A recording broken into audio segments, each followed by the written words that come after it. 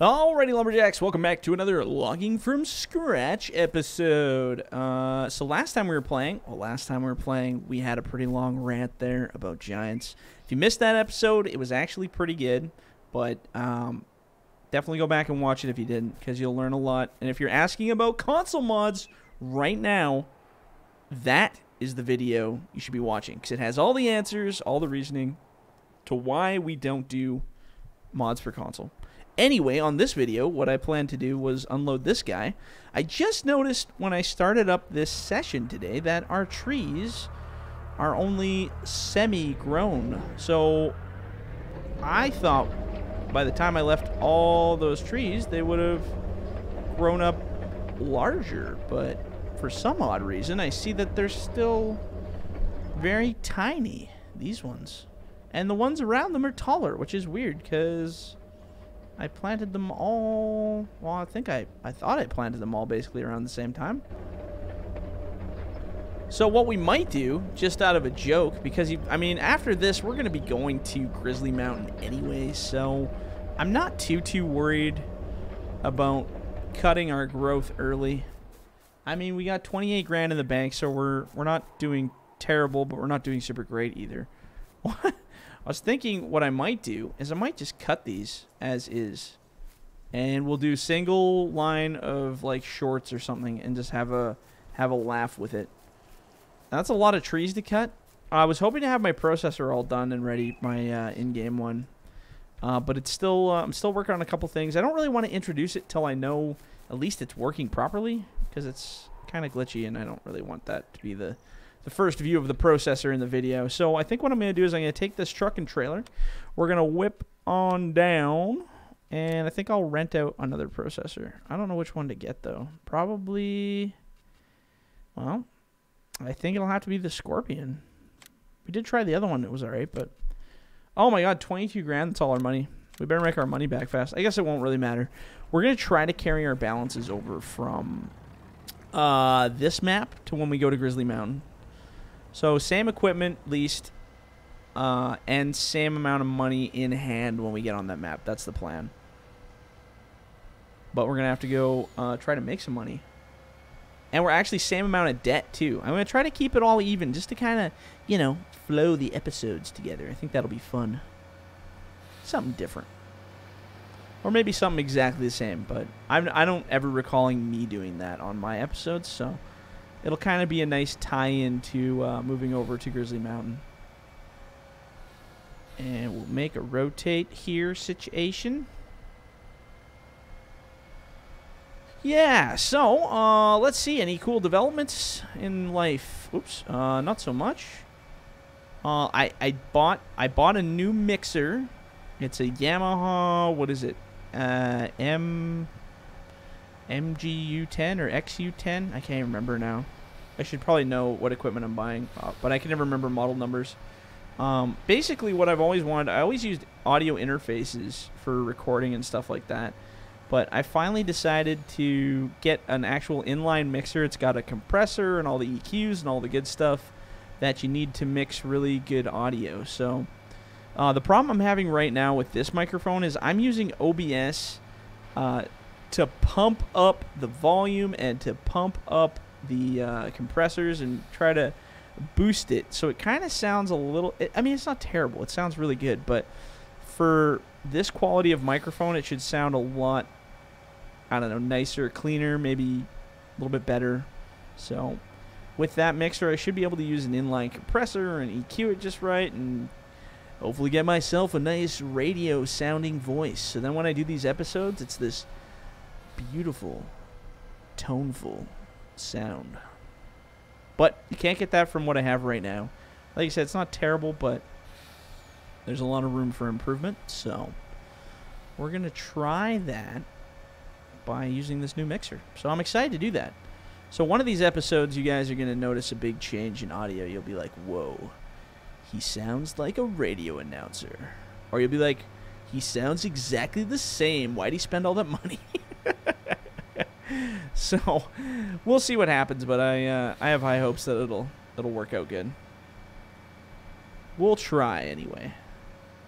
Okay, so now what I want to do is we're going to kind of go loop-de-doop here. I guess we got to go around this median. Look, we didn't even hit the median. Good for us.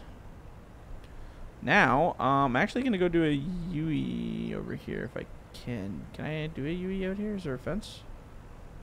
Oh, that's kind of a big edge. Can I clear that with this? I really want to go over this edge. Oh, yeah, we did it. I thought that was going to hit on that edge because it's kind of a nasty spot. Alright, so basically what I want to do is line this up so all I have to do is drive it out the door. I don't want to turn it around with a machine on it. That is the worst thing ever.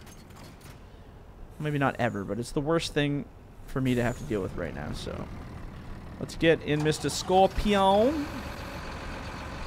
The peons of Scorp. Oh, look at that thing just crawls its little buttocks right up on there. Can we get up on that next level? Ah, it's fine. We can make that work. Beautiful. Haul it, twist it, turn it, bop it. Alright, let's see what we can do here. Detaching the tool is not allowed in this state. Oh, that could be actually a good picture. Oh, that's pretty. I like that. Let's get some full frontal truck picture here. I almost went really inappropriate there for a second, but I'm glad I caught it. I try not to be too inappropriate, but man, it happens. So I've been playing. I've been playing with Honor. I don't know if you guys ever. I'm sure some of you have watched my previous videos where I played on Honor, Honor Realism, the Realistic Gaming Crew, that whole group. Band and Woodsy are also ones that have servers. So I've been starting to play with those guys a little bit.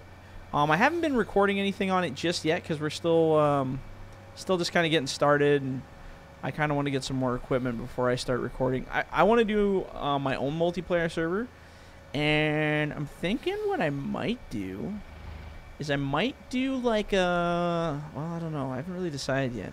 I might do kind of like a live streaming public join thing. I might make a team. I haven't decided yet.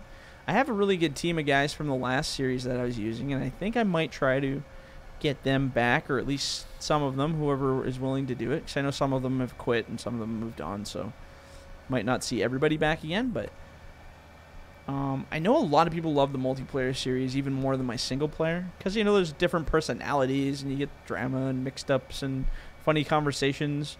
It's definitely not PG-13 on the multiplayer. I'm pretty PG-13 when it comes to single player, because I like to kind of keep it, you know, not too crazy with the swearing and all that stuff. Although I am a complete sailor, I am not a church-going, you know, keep it clean by the book kind of guy. I'm definitely, I swear like a sailor. It's bad.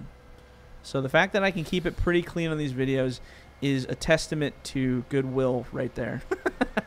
Oh, we're going to hit this again probably, aren't we? Let's see here. Oh, we didn't. Must be just the weight of my loader that drags it then, because that didn't happen on that time. So yeah, when you guys are watching the multiplayer series, I won't be as narrative like I am now. I won't be like, you know, and up here we're going around the hill, you know, like, or talking in a monotony voice to you guys about what's going on in my life, because obviously there's other people in the server, and it's really, I don't know, I started doing that a bit towards the end of 2017 when I was playing on multiplayer, and I really feel bad for the guys in the room playing with me. I don't know, I just hate that. It alienates everybody. It's, you know, I feel like I'm broadcasting to the world. Everyone's watching. Hey guys, la la la. And then these guys are like trying to get a word in here and there, and it's just awkward. Same if I'm doing live streams and I'm responding to the chat while I'm playing in game, because I have to be like, you know, me and somebody will be playing and having a conversation, and I'll be like, oh, TJ3492, thanks for joining the server. How you doing? And then totally cut off the conversation from the guy I'm talking to, and I don't know. I think it's kind of rude, and it just feels really alienating to people playing in the server. So I probably, if I am playing on the server, I'll just be having conversations. I'll be just being chill. I might even be quiet. I might not be saying anything. We might just be logging together. So it's a different mentality doing multiplayer. You don't have me ranting and raving and saying all the random things I'm saying right now. So if that's what you're in for, you've come to the wrong palace, my friend. I'm going to bring this load. I'm just going to drop this Scorpion off and the low bed, actually. Actually, I'm going to unleash the low bed because we're not going to need it anymore. I'm going to go down and grab that log trailer because we definitely are going to need that. And then we should be all set up for the next episode. I should have enough time to go get it. Oh, yeah, I'll have enough time. And yeah, I'll have enough time to go down, grab that, bring it up here, get everything ready. And then in the next episode, I guess we begin processing. See how far I can get this down here without getting it stuck. Oh, yeah, we're good. Perfect. This thing turns. I don't need to get that crazy here. Oops. I like how it turns without the engine, but the lights won't turn on without the engine. That makes sense, right? Totally.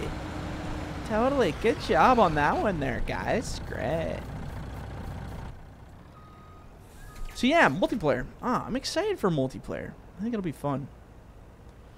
As long as everything goes smooth, I think it'll be good. As long as everybody's having fun, that's the name of the game. And like I said, I might, I know lots of people in the community, like you guys watching, wanted to come join and play. So I'm probably going to try to do some like public nights or something where we just let people come in and BS, or you don't have to have a mic. You can come just sit in the Discord and not chat or chat. I don't know. See what kind of weird questions you guys can pull up for me. Hopefully not too weird. I don't know. I just want to, you know, get more involved with the community because you guys are great. And I think I've gotten a little too much into my modding stuff, so I've kind of detached myself from the real reason of why I do any of this, and that's to have a fun time logging. I feel this year I've really woken up to that in 19. Because as I started kind of getting into modding in 17, it became more of a like a, I have to get this done by a certain deadline, and I have to do this, and it's just like I started to lose the whole joy of actually, you know, playing with the machines. It's the whole thing that started. The whole reason I even got into modding was because I wanted to make the machines more fun to play with, right? So by modding too much, I don't even play with the machines anymore. I'm just making these cool things that do cool, you know, tricks, and I throw them out in the market, and I never even use them because I'm like, next, gotta move on to the next one. Time is money, or time is something. Wish it was money. But yeah, if you got a hobby like this, you gotta know when to pet the whale. It's always my favorite. Okay, so I'll tell you where that comes from because it's not my quote, obviously. This photographer put out lessons for photography. So when I first started getting into photography, I was a photographer for about 7 years. Professional for maybe 2-3 years, but into it for about 7. I still do photography, just not as much anymore. I watched this video series of this guy who explains photography, and he was really detailed. He was really good at explaining everything in real-world scenarios and using, you know, different kind of terminology that would, you know, appeal to most people. So he said, no matter how much of all the technology and all the stuff you do, and I'm sorry, I'm like paraphrasing here. This is not his actual direct quote, but he said, basically, he said, no matter how much time you spend, you know, getting the perfect picture and, you know, working on the details and the fine work and you have to stop every once in a while and enjoy the experience.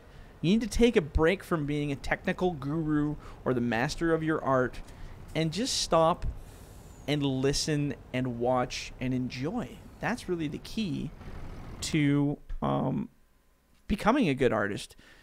Because what happens is any kind of thing, whether you're into music, whether you're into dancing, building truck, you know, like a passion of any kind, doesn't matter what you do.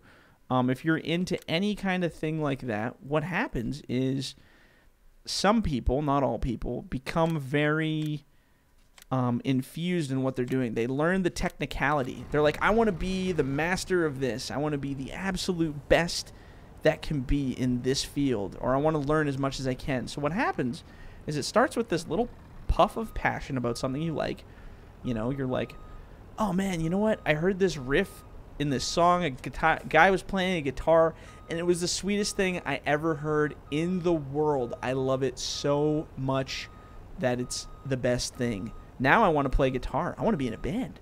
I want to be a guitar player in a band. So you're like, oh, I don't want to be just, you know, a basic bitch in this. I want to go be the best, or I want to be among the best. So you go buy every book, you read every article, you go online, you Google everything you possibly can to get the very best experience that you possibly can, learning all the technicality. Because before you can become a master, you have to learn the baby steps to get there. And you probably will never become a true master, but you have to work the process to get to that level, right? You can't just walk into something and be instantly the best at it. Unless you're, you know, 7 foot tall and you just happen to like basketball or something, then maybe you're more inclined to do it. Doesn't mean you'll be good at it, just means you have a competitive edge. Or if you have like 7 fingers, you're probably going to be able to play different guitar riffs than most people just because of that ability. But yeah, so everybody has a passion that starts off. You go get into the technicality of things. And the problem is a lot of people, during whether they go into schooling for that thing that they love, the passion they love, or whether they go into, you know, apprenticing or whatever you do, a lot of people lose passion for the thing that they once thought they wanted to do. That one riff that you listened to 4 years ago before you started this process, the thing that fired you up, now is like, it's so simple to you, you don't even care about it anymore. It's the passion's dead. And you've gotten so technically good at your job and your passion, you've learned it in and out, you know every little dime and skip. Nothing's really pleasurable to you anymore. The novelty's gone. And you look back at the thing that you once loved, and you feel like you're like, this is kind of stupid now. I don't like this. Or I know everything that I think I can know, and I don't want to do it anymore because the passion's gone. That's been a lot of hobbies for me, and I think a lot of people in the world, just because, you know, we're human and that's how it goes. But the key I have found, at least in my life, everybody's different, is to step back from all of that. So go to school, become technically guru, the best in the world, and stop. Don't even do it. Just take a step back, move on to something else, take a 6-month break, a year break, 5-year break, a 10-day break, you know, whatever you can hold yourself back from. Stop forcing yourself to try to learn something that you don't really have a direction for anymore.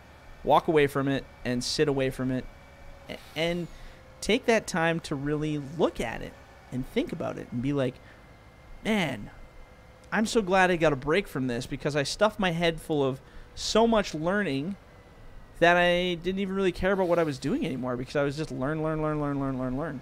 So when you take a break, it gives you all the time to forget some of that technical knowledge and start remembering the nuanced passion that you once had for that subject.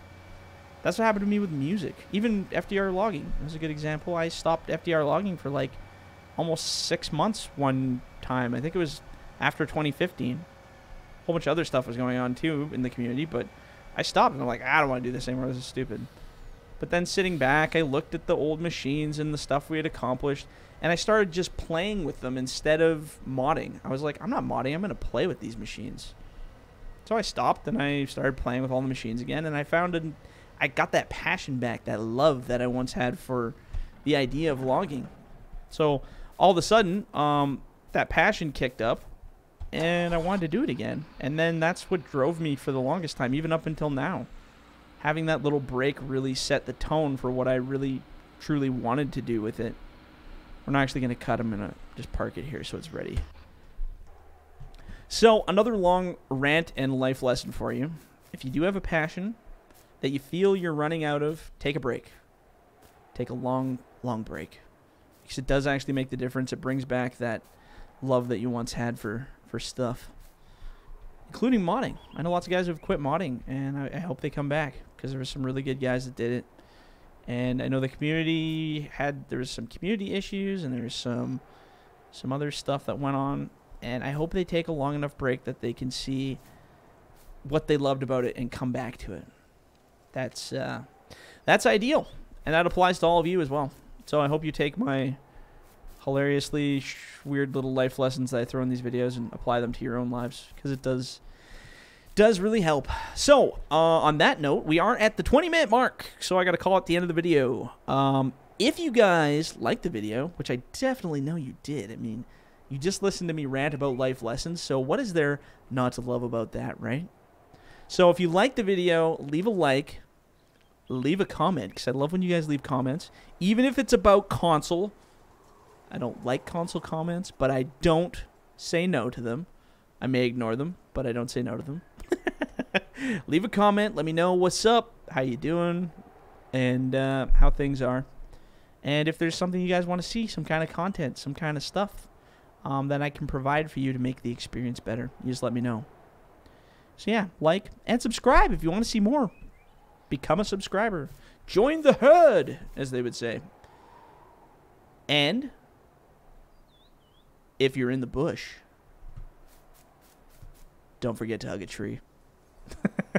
All right, guys, we'll catch you on the next one. See ya.